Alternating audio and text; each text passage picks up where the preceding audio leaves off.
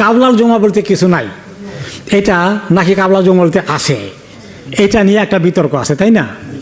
কারণ জুমা নামাজ তো অরিজিনালি 2 রাকাত।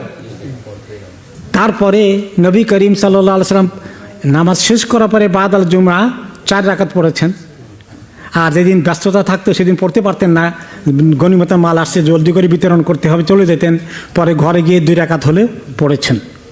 তো আগে কিছু আছে তিনি পড়েছেন, এগুলো ওনার থেকে কিছু পাওয়া যায় নাই যে জুমার আগে কয় রাকাত কাবলাল জুমা আছে, ডাইরেক্টলি এইভাবে নাই, কিন্তু ইনডাইরেক্টলি সামথিং আছে। সেটা কি?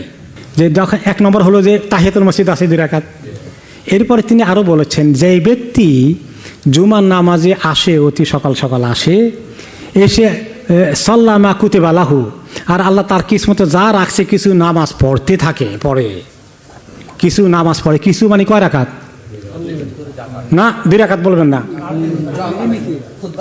যা যা সে পড়তে পারে, মা কুতিবা আল্লাহ তার কিসমতে যা রাখছে পড়ে। 2 রাকাত পড়তে পারে, 4 রাকাত পড়তে পারে, 6 রাকাত, 8 রাকাত, 10 রাকাত পড়তে পারে, পড়ুক পড়ুক, কোনো বাধা নাই।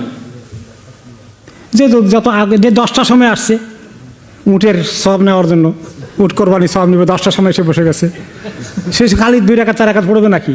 সে তো হয়তো 10-20 রাকাতও পড়তে পারে, পড়ুক পড়ুক, যা পড়ুক। তারপরে ইমাম যখন খুতবা দিতে আসে এবং নামাজ শেষ করে, এর ভিতরে কোনো কথা বলার চুপ করে থাকে, তাকে আল্লাহ তাআলা এক জুমা থেকে আরেক জুমা আরও 1 দিন এক্সট্রা সমস্ত গুনাহ আল্লাহ মাফ করে দিবেন।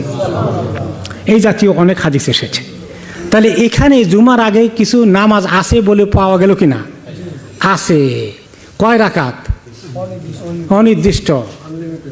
এটা আর যদি কেউ শুধু 2 রাকাত পড়ে বসে যায় আর না পড়ে, তারে বলতে হবে এই তুমি কাবলাল জুমা পড়ানো না কেন, কান ধরে উঠাই দেন, এটা বলতে হবে। আজানের আগে হোক আর পরে হোক তিনি এটা কোনো স্পেসিফাই করেন নাই। আজানের পরে যদি সুযোগ দেয় তাহলে তো সেখানে আরেকটা হাদিস চলে আসে, সেটা হলো বাইনা কুল্লে আজানাইনে সলা। হ্যাঁ, প্রত্যেক নামাজের পরেই নামাজ আছে, প্রত্যেক আজানের পরেই নামাজ আছে, পড়তে পারে।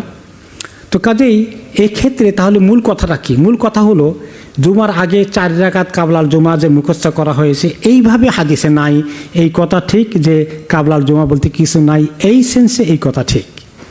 কিন্তু কোনো নামাজই পড়া যাবে না, তাহলে এই কথা গলত। নামাজ আছে,